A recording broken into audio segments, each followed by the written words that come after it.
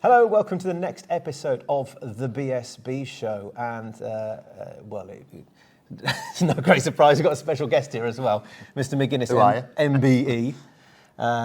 Got it right this time. Yeah, I mean this time, I try every time. Last time you rubbish me on the MBE bit. Mr. Burton and I, neither of us are MBEs. You can make it up, couldn't you? Yeah, you're a motorbike expert. KNOB. I thought about him though. Yeah. You're a motorbike expert. He's a BSB expert. Hey, I tell you what, while we're sitting there, who are these? I had to Google, I confess. Yuki Kageyama, innit? Yeah. John Reynolds and Sean Emmett. Yes, 3 out of 3. I actually rode that bike at Macau. Emmett's Ducati? Yeah, Emmett's Ducati, yeah. That's 04, 2004. I think. Yeah. I rode it at, I actually rode it at Sunflower in Ireland. Struggled a little bit there, then went to Macau and did the fastest lap of the race, but Rutter beat me by a bike length. 19 years ago. My maths isn't great, but whatever. You're well educated. I'll go with that one. But it was. I remember the 2004. It was me and Stuart Easton. Rutter was first. I was second. Stuart Easton was third. We all had a great time. Closely followed by a trip to Thailand for a week. And we'll leave it at that. And that's for the after the watershed edition. I was actually in. I could have been in that race because I was in BSB that year after the TT. I rode the Hulk Kawasaki, Brands Hatch. I got a podium first BSB race there, and then we were chipping away through the year. And then Stuart Hickin, he carried on, let me right to the end of the year, even when Glenn Richards came back. So he built 3 Kawasaki's. That's good of him. And I just got that bike back in my collection at Donington Park a couple of weeks ago. I bought it, brought it home. Awesome. In the road bikes.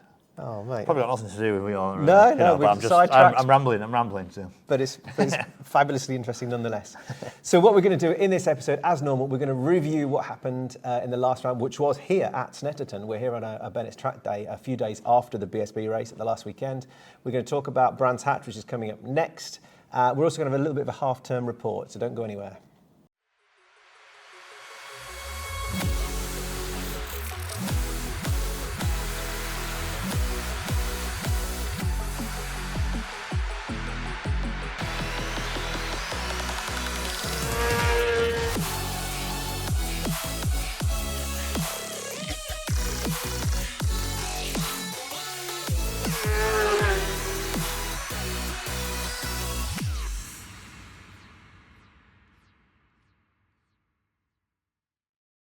So, Mr. Burton, the Ducati, let's pronounce it correctly, Ducati, I've even got a Ducati pen here, look. Ducatis were on fire this weekend, weren't they? Bridewell, a hat-trick. Mm-hmm. Yeah, first ever hat-trick in BSB as well. First ever hat-trick he's ever taken.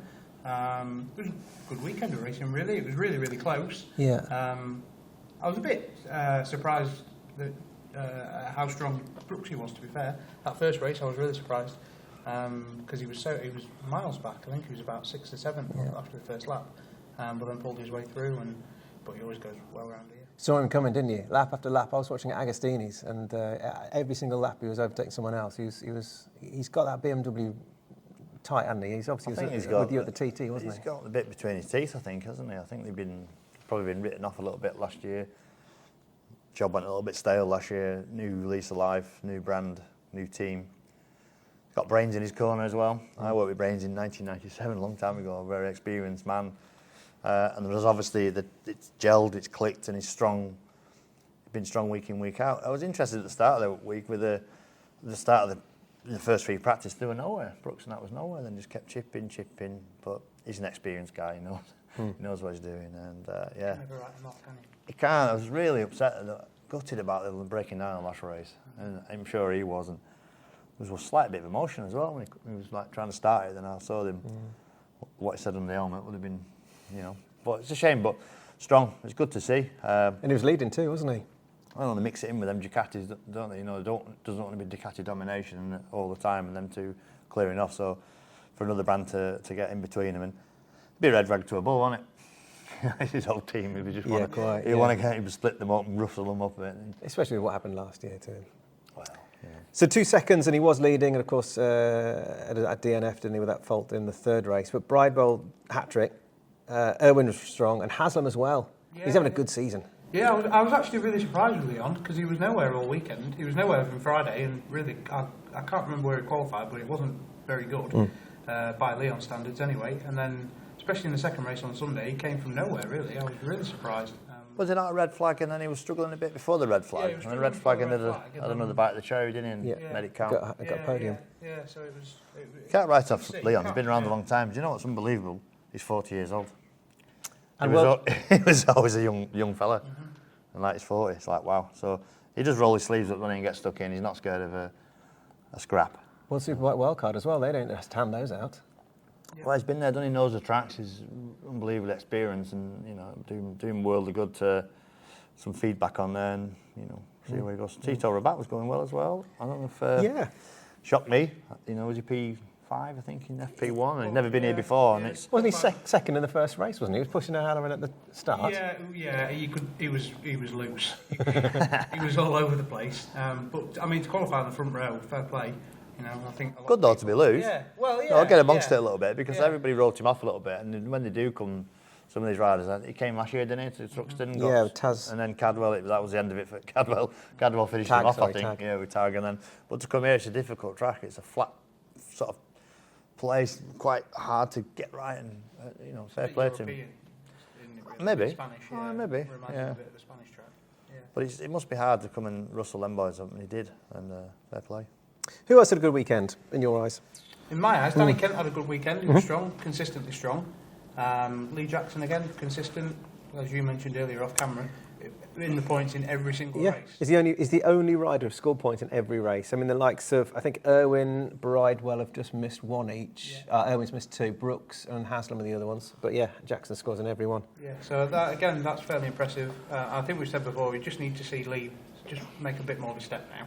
Max Cook again, his teammate, had a mega weekend. I was really surprised at that. He pushed Jackson, didn't he? Yeah. Really getting on well. Christian Eden, you can't look past Christian. He's got his mojo back a little bit. It's not just quite happened. He's thereabouts, isn't he? It's frustrating when you watch Christian in a race. He's like second and third, and then he makes a slight mistake and then drops back. And it's a mistake of his doing. It's not anyone else's fault. It's his fault. I think just trying a little bit too hard to get that first podium of the year. Just proves how close it is in BSB. You make one little mistake and it pushes you right down. What are you, 5th, 8th, 5th, which puts him 8th in the championship. But those Ducatis are running away a little bit. Bridewell's got a 25-point lead over Irwin, who's 21 clear of Ride. Carl Ryder, a bit of an off weekend. Yeah, just didn't. I think they were trying to reinvent the wheel, as somebody mentioned to me. They were just trying too hard, and they took a different step, kind of backwards, reverted back to what they knew on Sunday, and he was kind of sort of there. But on a Sunday morning, your job's knackered. You're constantly chasing, aren't you? And you're looking for something all the time, and then when you do find something, everybody else are in the sharp groove at the front. And There's a few boys who could have done better, who can fall under the could have done better banner. One of which is our friend and yours, Mr. Hickman. What's happened post TT with Knockellen here? It's just not clicked, does it? Don't know. I really don't know. Maybe TT blues, maybe coming from such a high to this. It's a tough class. Must be grating to see his teammate up there. Yeah, it must be hard, and it's class act, isn't it? You might go to Cadwell and win one. You just don't know, do you? But you've got to be, if you're a champion, you've got to be scoring points in the top 5 every single weekend. And he maybe spreaded himself in a little bit. He was in Matra, wasn't he, last week and stuff like that. Yeah. But he obviously lack of trying. He ended up in the wrong places at the wrong time, and I think he got tangled up with Franco Bones, crashed, isn't he? And then he was slipped off again in one of the races. I'm just like, it must be. I think you've just got to sweep that behind you and recharge and come back fighting at Brands Hatch, and be a better track for him. I think Brands Hatch be a bit more of a road racing circuit. He did say afterwards that was the worst weekend of his career. Literally the worst. He said even from racing as a kid to today, that is the worst he's ever had. No points, have you? No points. No. All right. Speaking of other folks who could have done slightly better, we all had high hopes for Franco Bourne, didn't we? First time out on the Superbike, he'd had a couple of sessions at Cadwell Park, I think, hadn't he? But what do you do? Who do you put on it? What a You've got to give the kid a chance. He's just turned 19. I remember him when he was 5, 6 years old, and going back a lot of years when we were doing a bit of charity work with HM Plant days up at Durham, and he was there on these mini bikes, and he's come through the ranks and we've watched him and Javier's watched him come through and just give him a chance. And there's no way you're jumping on a bike at round 5 or 6, is it round 5 or 6, and then serving it up to them boys who are doing it week in, week out. But I think we were discussing it on the way here. It's the old guard, isn't it?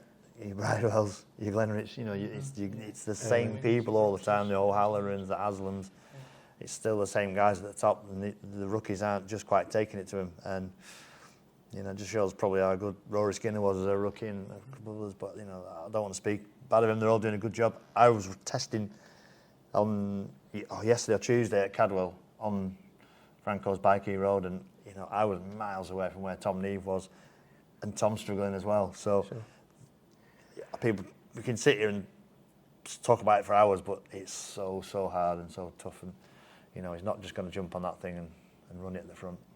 It was a tough baptism of fire. Yeah, sure. Impressive enough, though. He's still running in front of Hickman and Barber, and he wasn't too far away from Tom Neave, was he, in qualifying or even in race 1? No.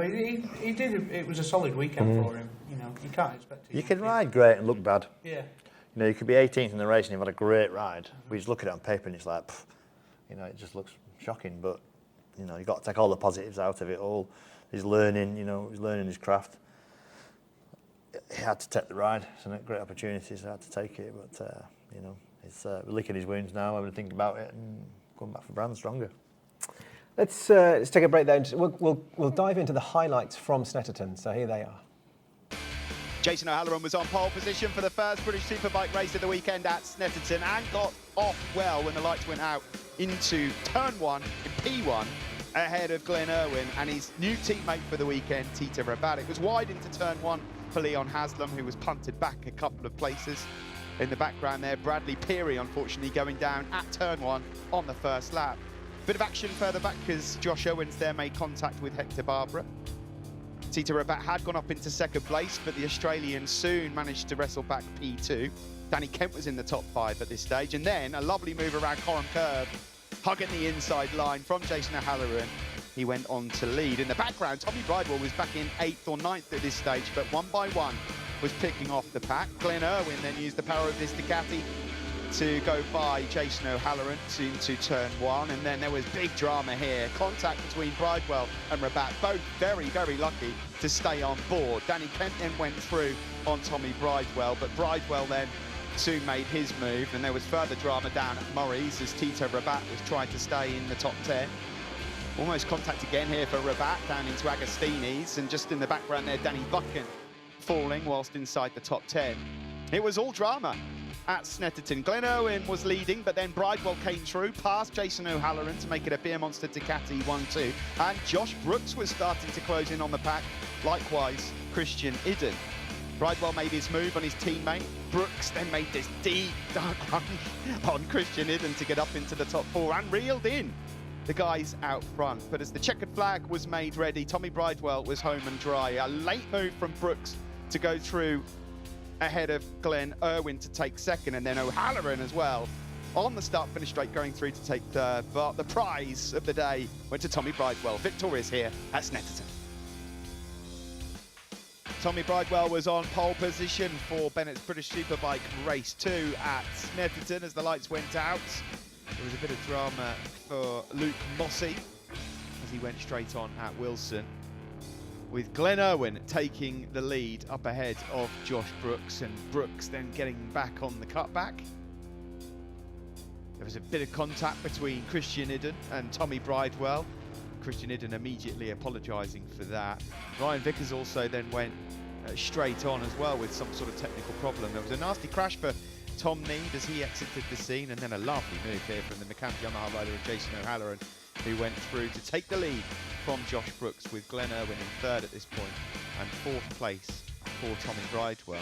Number 83, Cinetic BMW rider Danny Buchan was running in the top 5 at this point. On the run down into turn 1, a lovely move attempted there by Glenn Irwin, and just wide from Brooks meant that O'Halloran managed to get his nose in front again. Irwin then made his move on Josh Brooks to move up to second. A mistake from Christian Idden, and then big drama for Danny Buchan, a horrible crash that saw him pretty much knocked out, and a separate crash also for Peter Hickman brought the red flags out here at Snetterton. and we're in line for an 8-lap dash. Josh Brooks leading at this particular stage, a bit wide from Glenn Irwin as Jason O'Halloran also tried to get himself into position. O'Halloran then pounced on Irwin. Leon Haslam had got up into the top 3 as well, but one by one, Tommy Bridewell was picking them off, making his way through to the front in pursuit of the double victory. Irwin continued his race-long battle with O'Halloran, but went straight on into Wilson. Leon Haslam then managed to get himself up into second place, but on the cutback, Josh Brooks came back through. And whilst all this was going on in the battle for second, out front, Tommy Bridewell was building a big lead. In the closing stages, Jason O'Halloran and Glenn Irwin fought it out for the last top 5 spot, but it was Bridewell that took the victory ahead of Josh Brooks and Leon Haslam. Tommy Bridewell on pole position for the 3rd and final race of the weekend at Snetterton in pursuit of his first ever treble in BSB. Ryan Vickers it was that got off to the best start though, leading despite this huge lunge from Josh Brooks. Vickers looking for his first finish of the weekend on home soil. In the background there was more drama for Peter Hickman, the end of a rotten weekend after clashing with Franco Bourne. Out front, Brooks made his move on Ryan Vickers to go up into P1. Once again, it was that man, the Beer Monster Ducati rider of Tommy Bridewell coming through the pack, and he was being joined by his teammate Glenn Irwin as well, with this lovely move into Brundle Corner, taking him up into 3rd spot. Leon Haslam, ever present, was making shapes and went ahead of Tommy Bridewell into turn 1. Slowly but surely, they managed to reel in Josh Brooks out front. There was a bit of a mistake here from Danny Kent as he fell back through the pack. At this stage, he was in 5th place, and Christian Idden went by him as well on the Oxford Products Racing Ducati into Brundle Corner and holding his line. A mistake from Glenn Irwin allowed Leon Haslam back on terms as well, and Tommy Bridewell was coming, and then drama for Josh Brooks was leading. A mechanical gremlin meant that he was out of the race. Bridewell then made his move on Leon Haslam, and it was a Beer Monster Ducati brawl for the overall victory. There was a crash for Jack Scott in the Rapid CPH Kawasaki. Ryan Vickers wanted a piece of the pie, looking for his first podium at Snetterton. Another mistake at Wilson for Glenn Irwin, and the final few laps were absolutely frantic. A lovely move here from Glenn Irwin, put him back up into 2nd place as he tried to reel in his teammate, and it was a drag to the line, 0.03 of a second splitting them, but Bridewell did it, his first ever treble in British Superbikes, finishing ahead of his teammate Glenn Irwin with Leon Haslam in 3rd. Good, more exciting racing. Hopefully there's more of that at Brands Hatch this weekend. Just before we went to the highlights, we were talking about Honda racing, we were talking about Tom Neave. Bertie, you got to speak to him on Friday of Snetterton, so just before any racing, and here's what he had to say. Tom, welcome to Motorbike Social. Thank you very much for joining us. Bit of a quarterly season review, shall we say. How would you grade yourself so far this season? Yeah, it's been was off to a bit of a slow start, I'm not going to lie. Breaking my collarbone out in Spain and missing pretty much the entire testing programme was not in a script back in April, but we was fit just in time for round 1, so we've not missed any rounds or anything, which is the main thing. And yeah, it's been okay. Every race I've finished in the points this year, which is a step, but the goal that me and Harv spoke about at the start of the year was, obviously we needed a step from where we was last year, which was sort of back end of the points. This year we need top 10s, top 8s, ideally, every single weekend. But from round 3, round 4, we had a top 8, we had 8th at Donington and then an 8th and a 7th at Knockhill, which was starting to click a little bit more. I'm getting a bit of confidence and momentum, and everyone knows in this game that once you start to find that feeling you want with the bike and the confidence comes and you get on that bit of a crest of a wave, it sort of starts to carry you through. So yeah, I feel like I'm only just starting to find that bit of form, feel like my old self. It was a tough year last year, and it certainly showed in my results, and a lot of crashes, which doesn't do anyone any good, a few knocks on the head unfortunately, but yeah, I feel fitter and stronger than ever. I'm starting to gel with the Fireblade now, and we're getting there. Where's that confidence come from then? Because obviously the last round you were a one-man team, the whole sort of sole focus was on yourself. Yeah. Did that help a little bit? Did that play its part, or was it just everything seemed to click at once? I feel like it's a few little things all coming together. I mean, it was really unfortunate with what happened to Andrew, and I guess when he's in the team, I almost feel slightly in his shadow a little bit, because I've been a slower rider to him and to Glenn all last year. So you're always looking towards what they're doing with the bike, and if they're able to do the lap times that them boys do with the bike set up how they like it, I feel the bike works. I don't really want to change too much and go outside the window, because they're doing it. They're proving that the bike works like that. So I'm maybe a little bit hard on myself and think, well, I've just got to make the difference.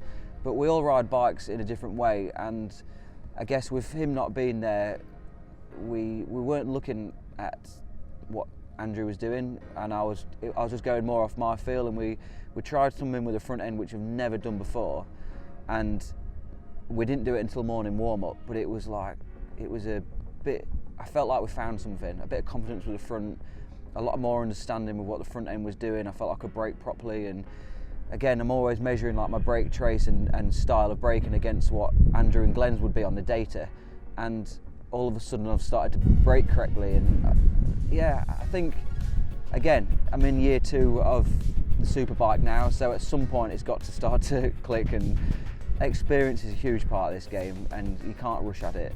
And I just feel like it's just, you can't force it, but it's just starting to click naturally. You always think, how the hell am I going to do this at the start of the year? The times aren't there, this, that, one thing or another, but you sort of ride the storm a little bit and weather the storm, and come out the other side, and I just feel like we're just starting to get going. But also with Andrew not being there, I'm riding for the main Honda team. I've got to step up, because if I'm not going to step up, then I'm going to be booted out, and I don't want that. Well, who knows what the future holds, but I almost felt like this is my time to get my chest out and try and put my foot down, really, and get some proper results on the table. And when you're not in someone else's shadow, I think psychologically it does actually do a bit of something to you. I didn't have that, not threat, I don't really know how to explain it, but that added pressure of a comparison, which I don't, again, I don't think that's maybe... Did you feel like the pressure was off a little bit then? In a weird sense, it was like the pressure was on, because I thought, now it's my time to step up. I can't be Honda's rider finishing back end of the points. But also with Andrew not there and that comparison up there, I just felt almost like a bit of a weight off my back in a weird way. But again, it's also come at a time when the experience is starting to come. I've done the laps and starting to understand the bike. So I think it's many little things all coming together. And again, I'm talking as though I've just had a podium. We haven't. There's still a long way to go. But to have 2 solid rides that weren't fluky, weren't gifted, and came through traffic, caught and passed ex-British champions and experienced riders, it was a really good feeling. I can take a lot of confidence from that. Have you headed into sort of the rest of the season now, knowing that you can do it, you've proven that you can do it, but now do you feel like there's added pressure for you to better what you've done so far? Not really, but again, we've ended today in 13th, and I'm disappointed, which the first 3 or 4 rounds in the early parts of the weekend, if I'd been 13th, I'd have been reasonably happy, because I've always sort of struggled a little bit with like the 1 lap pace. So it's sort of the expectations shifted now, and also we're coming to a load of tracks that I really enjoy and like. So we haven't had any testing here this year, so I didn't know quite what to expect. But looking back from previous classes I've been in, I've always gone well here in stock 600 and stock 1000. I won, had a lap record and stuff. So there is a little bit of self-pressure, really. The team haven't put any more pressure on me or anything like that. It's just, I know it's the time where I need to start pushing on and getting the results if I want to stay where I am. Has it? This is probably going to sound an awful question, but has it helped being the sole Neave in the class now? Do you feel like without Tim being here, do you feel like you don't have that added pressure? Because it is an added pressure, isn't it, trying to beat your sibling? No, it's really weird. Tim making a decision to step back from racing. I don't know what the future will hold for him, but the last sort of 9-10 years when we first embarked on tarmac racing, we've pushed each other on. When there's days when you maybe don't want to do it or it's not been going too well, but because it's your twin brother and you don't want to be seen as that like the weaker one essentially, you'll always just push yourself. So it was really, really weird. It didn't really hit me until he had made that decision, just how much of a driving force he's been for me. And I felt really weird about it coming racing with him. Again, we'd always travel down to the races, would be like the support network for each other. Even though we don't really spend that much time together as competitors against each other, we're doing our own thing. He was busy with his team and I'm busy with mine, but we always know we're there for each other to bounce ideas off and talk through things and do a track walk or whatever. And yeah, it did feel a little bit odd, but it's also made me realise, no, this is definitely still what I want to do, because that goes through your head. You think, bloody hell, like what am I doing this for, in a weird way? Mm-hmm. I don't know, we're so similar, but it's really made me realise that no, I still want to keep going. I love this. I can see exactly where he's coming from and why that decision was right for him. And I think every racer has their moments of like self-doubt and wonder and worry about what they're doing, and everyone also knows there's more to life than racing bikes. But no, it's made me realise quite a few things really, and it's not been a negative to me, I don't think. It's a shame he's not here. It was mega racing on track together, the first ever twins to do that in the Superbike class, which was pretty cool, and no one can take that away from us. So, but yeah, I think he's too talented to stop racing altogether. So we'll see what happens. Perfect. So, a new teammate this weekend, and also probably for the rest of the season with the state of Andrew's injury. How has it been working with Franco? Because he's a decent kid, and you know as well as I know, he's a bloody quick kid as well. So yeah, bit not added pressure for you, but a bit more of a drive to then go out there, because now really you're number one in the team. Yeah, young Franco is a great kid. I've known him a good while now, and he comes down and spends quite a bit of time with us at the flat track school where we train and on the mini bikes and stuff. And I've seen his progression over the last few years, and we was out in Spain at the start of the year with him, and it was his first time on the stock 1000 on the Honda, and it was really, really impressive. And I remember saying, I wouldn't be surprised if this kid doesn't win at round one, and he went and won, smoked everyone at round one, and it was a really, really impressive ride. So it's no surprise that he's been asked to step up to fulfil Andrew's role, and he's doing a good job. I think he's got a real level head on his shoulders. He don't get flustered, and I mean, even I can learn from that in a way.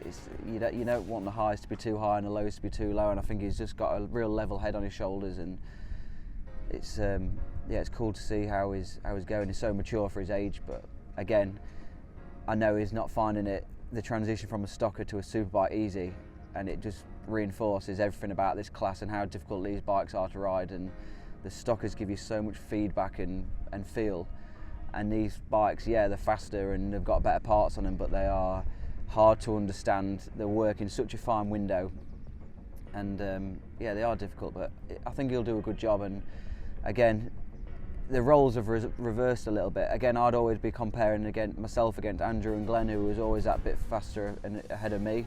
And now it's role reversal, but again, that's made me, I'm relishing that opportunity, that challenge of getting my chest out, stamping my foot, making sure that I'm setting that example, and it's pushing me. Also, if he comes in and beats me, I'm going to look like an absolute tit. So it's good. Yeah, I like it.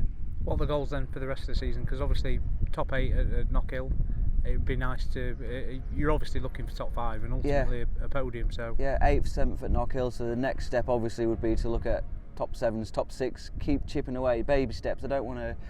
It's such a hard class to crack, and to think you can go from just breaking the top 10 to top 5s it doesn't happen like that. And you've seen so many other riders go and do that and just chuck it at the wall. So just need to be consistent. I think consistency would be where I can take the most from. I'll be happy if I come away with a brace of top 10s. I'll be happy. It'll be solid rides, but naturally as a racer you always want that next step, which is top 7s, top 6s.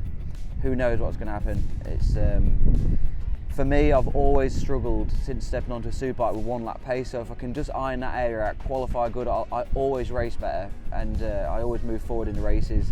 Again, I had 7th, 8th from 15th and 13th on the grid last weekend at Knockhill. So if I can just get away with that front group, or even that second group, I'll be there and thereabouts come the races. So that's my plan this weekend. Just get my head down and get stuck in.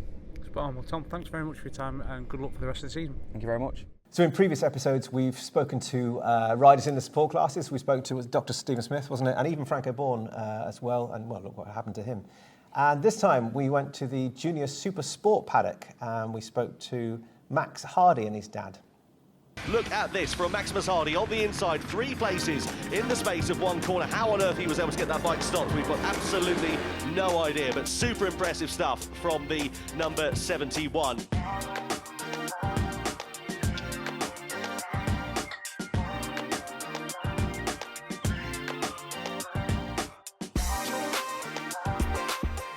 Hi, I'm Maximus Hardy. I race in Junior Supersport and BSB. I'm 15. So you've been racing how many years now? Since I was 4, so... Since you were 4? Yeah, since I was 4, yeah. So what were you on then? How did it all get going? I started on the mini moto, yeah. Where everyone started really, and then kind of struggled with that because we only bought a little cheap one, so moved on to the 90 quite fast. So, yeah. Yeah. And what was it? I mean, obviously we know your dad's into racing. Yeah. Were you straight away saying, I want to be on a bike, or, well, you probably can't remember. Yeah, my dad, I always remember my dad saying, like, do you want one? And I said, yeah, I might as well try it. And so we went down his backyard at his work, yeah. And that's where it all started, so yeah. And so where did it move on from there? Did you start getting competitive in mini moto? Yeah, I moved on straight to the Bambino 90 in British mini bikes because that was more compatible class, so yeah. Moved on to that quite fast. So. And kind of talk us through where you went from there, each stage you've got, and kind of where you were sitting in each. Yeah, I actually did about 4 years in Bambinos, and I won about 2 Winter Series and 3rd in the Summer Series. So, yeah. And then I moved on to the 140 Mini GP, yeah. Where I got two championships in that as well. So good work. Yeah, and then that's when we sort of went North Sport and did a bit of Supermoto. Yeah. To get on the KTM 85, and then after that we had a year out to get all the money sorted and everything like that. Yeah. And then we sort of jumped straight onto the 300 in Dempsey. So. And so how have you been doing in the last few years? Yeah, I won the Team Green Junior Cup, the under 12s one. So and then I moved on to the 400 for the last 2 years. Yeah. And then I moved up to BSB this year. Yeah. Which has been doing pretty well, slowly getting up there further and further. So where are you sitting at the moment? I'm sitting 13th in the championship. Okay, cool.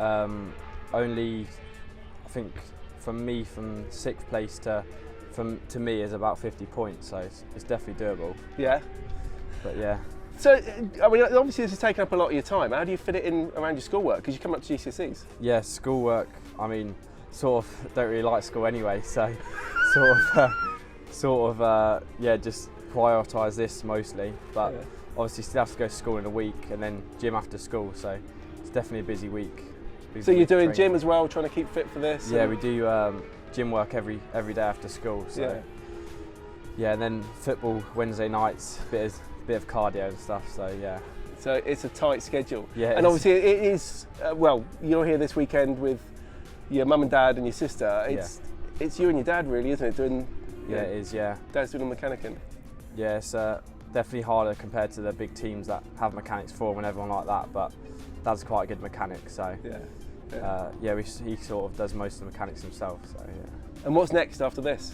We're hoping to go on the Triumph or any 600 really, but the main thing is obviously cost and tyre bill, so yeah, we're struggling with that a lot, so hopefully we'll be able to get there, but all depends really. So presumably at this stage you've got some sponsors. How hard is it to get sponsors at this kind of level? Yeah, it is really hard, and to keep them as well, because you have to be qualifying quite up there and finishing in the races quite up there. Yeah. So it's quite a lot of pressure to get up there.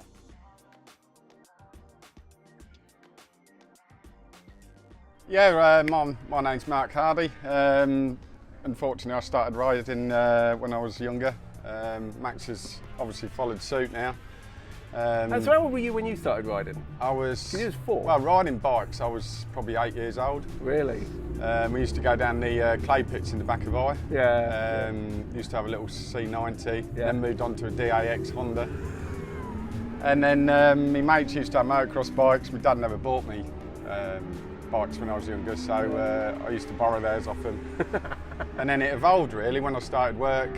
I moved on to, we went to Bennetts. Yeah. Went into the YPM Cup. Yeah. Won a championship there in 2008. Then moved on to the Mini Twins. Yeah. Had a little dabble in the 600 racing. Yeah. Yeah, and then sort of give it up from there really, because we had Max. He was Vanessa was carrying Max on the 600, so yeah, money situation and bringing up a child at the racetrack was a bit of a burden. So yeah, we moved on really. Yeah. And then yeah, that I sort of got the racing out of my mind, and then someone called John came along and said there was some sort of mini bike racing going on. Yeah, I forgot about that. Yeah, we went down there on a Thursday afternoon. I bought the bike on a Sunday off Rossi Brown, and then it all started again. Yeah. So because it was a mini bike championship and I got involved in that, Max then sort of evolved. Right. We managed to pick up a little a mini Motto when he was 4. Took him down the back of the eye pits, absolutely messed himself. So we stuck him on it, the throttle got jammed open. I got hold of the bike flew off in the hedge, and Max was lying on the floor screaming. Screaming he was. So yeah, we thought that was the end of that. Yeah. But then we got him a PW, I think it was an 80 PW or 50. Yeah, yeah. And he sort of took off on that. Yeah. And then I was still doing the pit bikes. Yeah. So then this little Bambino class came out. Alan Lord from B&B sorted it out. Yeah. So that meant they could start racing at a younger age on a bigger bike. Yeah. So we bought one of them, and then we haven't looked back. Yeah, well, he said he's kind of really moved on from there. So what? I mean, you're doing all the mechanicking for him. You work as a mechanic as well, do you? Yeah, I'm an engineer. I'm a forklift engineer by trade. So you know your way around. Yeah. Engineering. You like to think, I've done it for 25 years, probably racing now. So yeah, we've learned the basics. We've got I've got a lot of friends in the paddock that can help us out with suspension. I mean, Max has said how important his sponsors are to him, but how are you as a fan? What kind of toll does this take on you, both emotionally, time, finance? Basically, we live off overtime. I work 11-hour days. It pays for the rubber on the bike. Yeah. We've been fortunate this year. We've had a lot of people help us. Yeah. I mean, I could name names. I don't know if I'm allowed to name that, but no, talk about your sponsors. We've had Helmet City Suppliers, helmets. Yeah. Lizzie Clever, she's been paying for our fuel. California Bike School's been helping Max no end. The list goes on. I mean, Clothing King. Oh, what he's done for us. He's supplied all the merchandise, all the banners, everything to make us look presentable in the pits. And you've got Fuchs and R&G as well looking after you as well? Yeah, Fuchs, R&G, they come through California Bike School. LS2 helmets, you know, all them little bits help because that's money. You're even having to, I know you've done raffles with friends and family and stuff, haven't you? Yeah, we did. Everything kind of has to go towards it? Yeah, everything. All our wages, sacrifices, holidays. We have to, I get like 25 days a year, but we spend most of that holiday on coming here on a Thursday, setting up the place, then Friday's qualifying. Yeah. So this is our holiday, it's our life really. Yeah. It's worth it. Love it. Yeah. We love it. I mean, the kids at night, you know, they go, they play with their mates, they're making memories, they're not sitting at home on their PlayStations or whatever they're doing. Yeah. We love it. Well, you have to love it. If you didn't love it, you wouldn't do it, because the sacrifice that you make with work, it's massive. Yeah. Good. Well, make sure you look out for number 71 in Junior Supersport going forwards. Boys, in terms of a half-term report, we're almost there. We're almost halfway through this season already. And, of course, there's a showdown and a finale, so we'll increase points as we get a little bit further down the line. But, I mean, it's hard to look past the Ducatis, isn't it? But is there anyone who has unimpressed, who should do better? Do me to start? I'll start. Danny Buchan. Yeah, I was probably going to say Danny. Yeah, I was going to say Danny. Again, not for the want of trying, but... Yeah, I think if you look at the points, I think he's been in the points, 5 times this year? Allow me to check. So, yeah, 4 point scoring finishes. And after the end to the year that he had last year, it was quite surprising. And I thought he was going to do a lot better being in there on his own, if you like. All the sole focus is on him. It just doesn't seem to be working, does it? I think what you said there, not through lack of trying. Yeah. He definitely is not scared of having a good go. Very experienced, been around a long time. Second, third, fourth. I don't know what year on the BM now with the team. But yeah, he's just had a bump here, then he bumped his head, I think, maybe, and it looked like he'd rung his bell when he got up. He was wobbling around a little bit, but you can look down at him.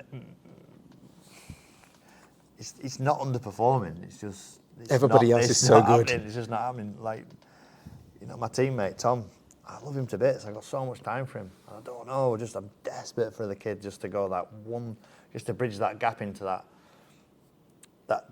next tier. He's sort of just second tier all the time. Consistent top tens. Knockhill, it looked great. And it didn't happen here at Snetterton. For whatever reason, I don't know. And I can say it, perhaps you can't, but there are a couple of Hondas above him, and they're not in the factory team. The likes of Danny Kent, who's done well. What you forget is Danny Kent's a world champion. Well, yeah.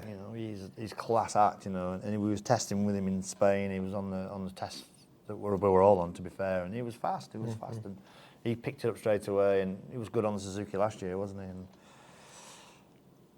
you'd expect him to be scoring points. You'd expect Tom to be a little bit better with, second year on the bike, but for whatever reason, it ain't happening. And he's fast. He's just got 1.8, 0.9 off that bridging that gap. Is it really? He's just like, I want it to happen so bad for the team, and because I'm part of it as well. And I've done a bit of spotting for him out on the track, and I'm trying to help him the best I can. But he's happy and enjoying it, but it's just not really happening. Jack Kennedy on the Yamaha, only one non-point scoring finish during the season. Again, running well, isn't he? Yeah, he's doing well. Yeah, I think he's doing well. Again, it's a team that he's used to. He's ran in that team before, won championships in that team before. Yamaha's a good overall package. He has had a few big crashes this year, but just not in the races. Normally our big crashes aren't. He sticks them up the fence, doesn't he, every time? It's just like a couple of Superbikes.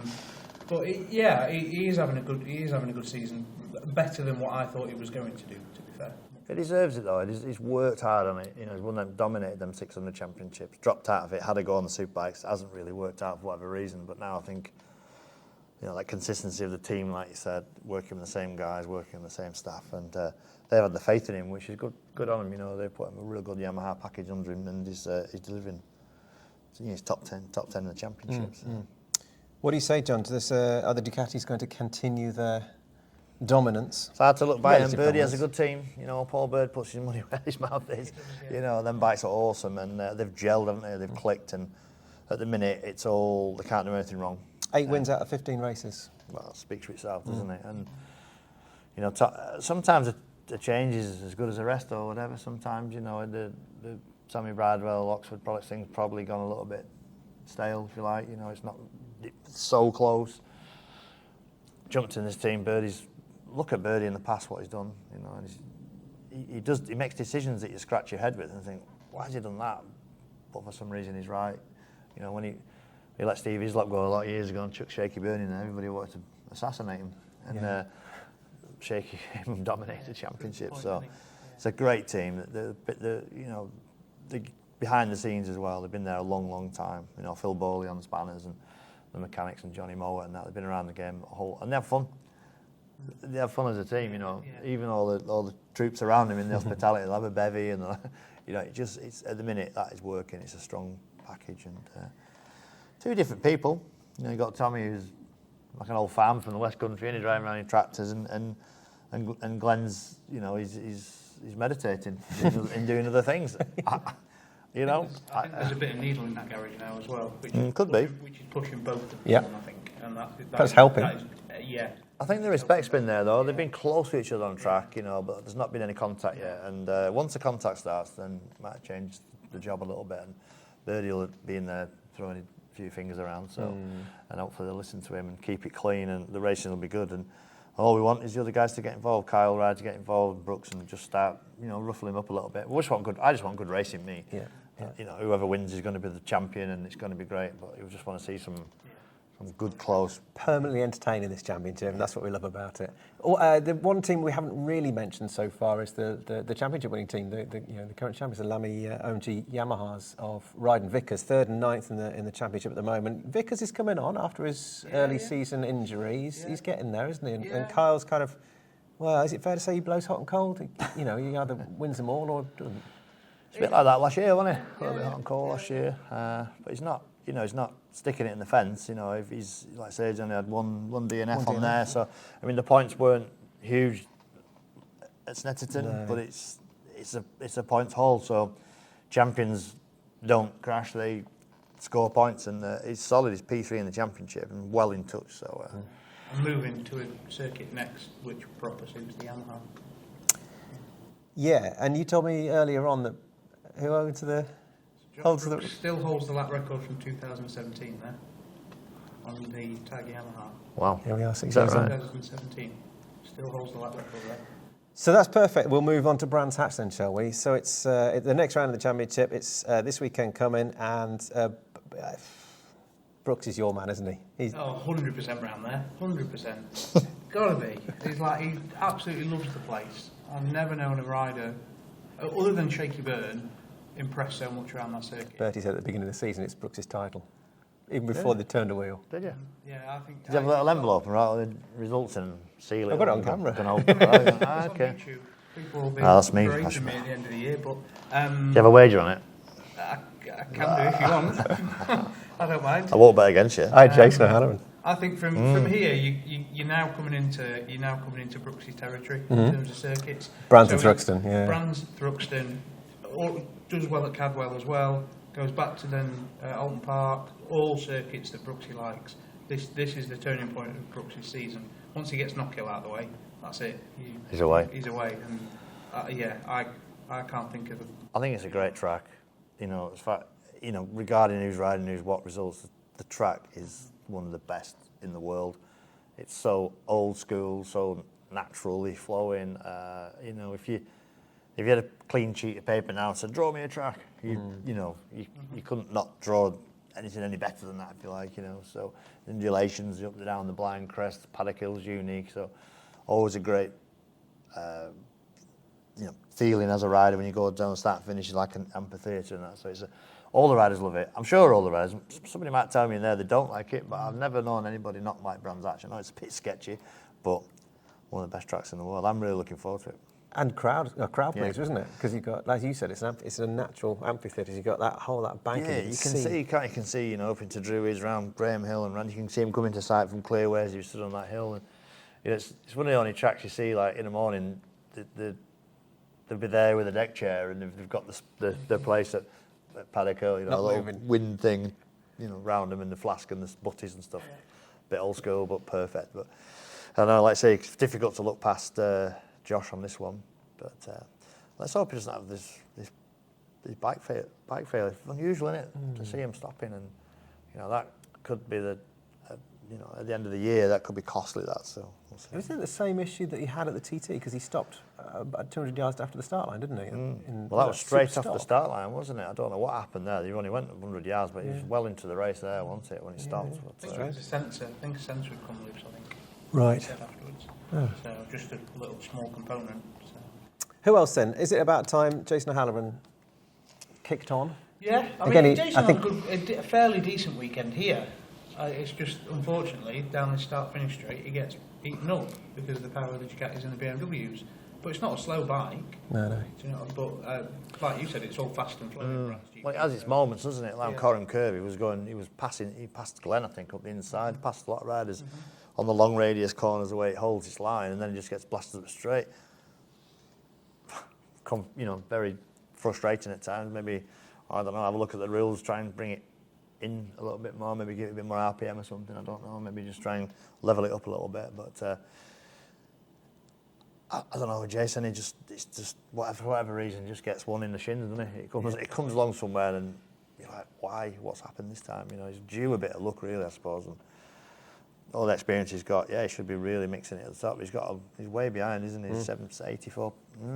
6th, 84 points off the lead. Points especially where the Dukes are going, that to bring back 84 points. Well, the sort of top 5 are kind of together. But Haslam runs well, doesn't he, at Brands traditionally? Yeah. I mean, I think you can just write last year off for Leon, so you can't really talk about last year for him. But when he was in the Bournemouth team, he was brilliant around there. He was always quite strong. So I think we sit here every episode and say about 7 or 8 different names. That's true. And it's always the same kind of name. But, you know, I think for me, as I've said, I can't see too far past both Ducatis, Christian, and definitely Brooksy. Yeah. I mean, also if Hickey gets the issues sorted out and turns up there in a good frame of mind, he won there last year at the end of the season. So I can't see any reason. And that's 5 or 6 of the older statesmen as well, the more experienced guys, and especially at Brands. And it's just the younger rookies and stuff might find it a little bit harder at Brands Hatch because it's so fast and blind. And well, it's going to ask you've got you to that, really know. Yeah, it takes a certain kind of rider to manhandle those superbikes around that circuit. Does it, Brands? Because experience counts, right? It is, yeah. You especially the Pilgrim drop into that, then down through before Sheen and stuff. You've got to be super confident on your bike and know where you can put that bike and know where it's going to go. And as the tyre goes off, it gets worse and things. And down into clearways, it's just comes under that bridge and it's like that stab on the brakes. And it's the ballsier riders, I think, will always be a bit more. Maybe a bit more of a hand on it than, them young Max Cooks and the youngsters and the 235 horsepower, and they are riding you sometimes, and you get on that brake and just a little bit behind the ball or something like that. It could be quite hard, but like we said, we keep talking about it, but it's all the old guard. Let's have a little look at what happened last year. So those are the 2022 Brands Hatch GP highlights. It was the Bennetts BSB eBay sprint race 1 of the weekend for round 5 at Brands Hatch for 2022, and it was Yamaha luck out of the front row with Jason O'Halloran on pole on the McCann's Yamaha, and the reigning champion Taz McKenzie up on the front row as well. That's how they stayed into turn 1. O'Halloran getting the whole shot from McKenzie. Kyle Ryde, an impressive start from him, number 77, around the outside of his teammate into Druid's corner. So it was Yamaha's 1, 2, 3, 4. Glenn Irwin, unfortunately, race run at Silverstone at the start of the year, crashing out wide into Druid's corner. Brad Ray moved up ahead of Kyle Ryde, his teammate, on the Rich Energy OMG Racing Yamaha, and then pounced on Taz McKenzie as well. He tried to hunt down Jason O'Halloran. Rory Skinner at this point was in 5th place, but closing on the pack out front was Tommy Bridewell. Taz McKenzie managed to get through on Brad Ray. Good battle that between the two Yamaha riders, with O'Halloran still leading. And as Bridewell started to close up, things got interesting. Ryan Vickers unfortunately crashed out of a top 10 place. There was a moment for O'Halloran here on the exit of Surtees. Taron McKenzie getting squeezed out. Brad Ray then managed to find his way through, going around the outside with the momentum past Jason O'Halloran. But O'Halloran then took a bite right back at him to go through. This gave Tommy Bridewell a chance to then close in. He then made a brilliant move into Sterling's on Taron McKenzie to move up into 3rd place. McKenzie fancied a bit back and went back through on him as well, of course, and this was the point where Brad Ray had fallen into 4th. It was all going on for 2nd place, with Jason O'Halloran just taking a 10th here and a 10th there. Then as they came out of Graham Hill, a moment here for Taron McKenzie. If you just watch him, just drops off the curb there, almost goes on the grass, did well to stay on board. Brad Ray then took a rather desperate lunge up the inside. It didn't work out, and in the end it was another O-show performance. Jason O'Halloran victorious here ahead of his teammate Taz McKenzie and McCann's Yamaha 1-2. And Tommy Bridewell is back on the podium in 3rd. The second BSB race of the weekend saw Taz McKenzie on pole position as the McCann's Yamaha rider got off into Paddock Hill Bend in front. It was a Yamaha 1, 2, 3, 4 again through Paddock Hill Bend. A good start for Bradley Ray with Kyle Ryde in the mix as well, and Jason O'Halloran with just behind them Tommy Bridewell. There was drama though for BMW rider Andy Irwin, who crashed on the exit of Graham Hill Bend, and Brad Ray then took to the front. A nice move as he led the championship leader coming into this race. Tommy Bridewell starts to pick one off to get to the front, and there are a couple of unusual falls. Lee Jackson's first crash of the year. Christian Idden went down as well. Ryan Vickers had a nasty one, and Josh Brooks also found the gravel trap as well. Meanwhile, out front, Tara McKenzie reeled in Brad Ray, managed to get himself to the front. His teammate Jason O'Halloran was also now onto podium contention at this stage. The FS3 Kawasaki rider Rory Skinner was in third, but dropped back a bit. Tommy Bridewell then found his way through. Brad Ray seemed to be struggling with rear grip and dropped back to second, and then ultimately would lose out on third place as well. There's a big moment, a big slide coming out of Clearways and around Clark Curve. That allowed Bridewell through into third place.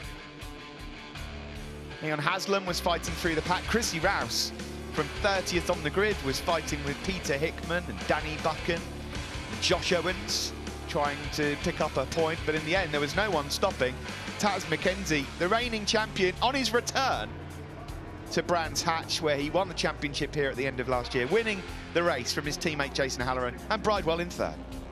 McKenzie was on pole for the third BSB race to decide the Monster Energy King of Brands, with Brad Ray and Jason O'Halloran also joining him on the front row. McKenzie managed to get the whole shot from Brad Ray down into turn one, and a great start from 8th on the grid for Glenn Irwin as well, who got himself going pretty well and up to third. Josh Brooks, 2 crashes in a day. That's not something you say very often. Glenn Irwin managed to get through on Brad Ray and then took a turn in leading as well. Nice move put on McKenzie into turn one, and the Honda man managed to lead for a number of laps, with McKenzie challenging Brad Ray and Jason O'Halloran coming to the party as well.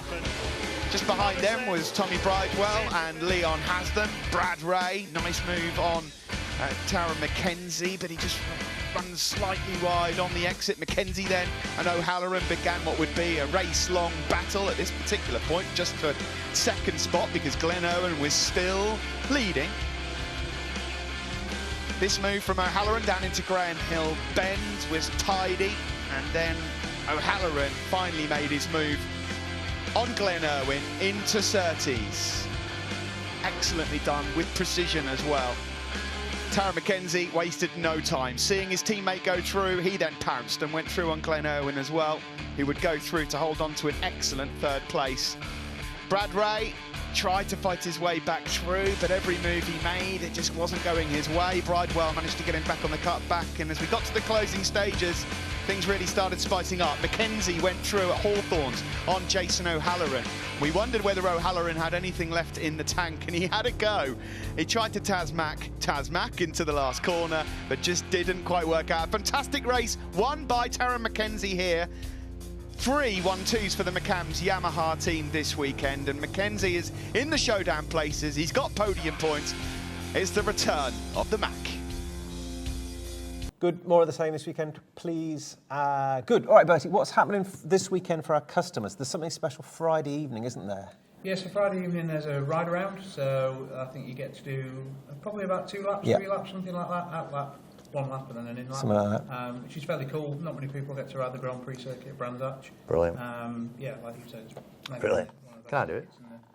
Yeah? Thank you. You're going to be there? I'll be there. Yeah, let's go. Might find an old Honda around or something. But anyone can do it, can't they? I mean, any customer of ours can do it. If you're in your jeans and your t-shirt, you can still do it. You can ride 2s up on a GS Yeah. or whatever. Come with me. I've got a BMW. You get on the back of me. We'll do a 3 fast laps. You're all right. I know exactly what you're going to do. So it is behind a safety car, actually, so I need to mention that one, so it won't be a fast lap. But yeah, you can do that on the Friday night. All the customers should have now had their emails about what they've won, if they've won anything. They should be landed in your inboxes now, if which not is already. Hospitality, safety car laps, pillion laps, grid walks, that kind of stuff. Yeah. But this weekend we've got quite a lot going on, so we can still do obviously the pit perch will be in sort of attendance, so we'll have that on the pit wall, so you guys can actually stand on pit wall and watch the action. We'll have a garage as well, so we're going to have one of the garages next door to OMG, the championship winning team, which is again under the podium, so you'll get to see all the podium action. So they'll be done in sort of 2 waves, a morning wave and an afternoon wave, so make sure you get there early and sign yourself up so you don't miss it. We'll also have priority pit walk as well, so you guys get I think it's about 10 minutes before everybody else. So come and see us. Our stand will be based on the outside of the circuit, so next to the start-finish line, isn't it? Yeah, opposite the start-finish line, near enough where the fairground is. Can't miss us. Kind of around there. So we'll have that, and yeah, it'll be again a good weekend. Brilliant. So if you're not yet a Bike Social member, then get to bikesocial.co.uk/join, and you are automatically a member if you are a direct Bennetts customer, or you can pay up £6 a month or £60 a year. It's worth every penny. Good. Thank you very much. Thank you, boys. Thanks very much for your time. Appreciate your input. Hope you've enjoyed it, and see you next time.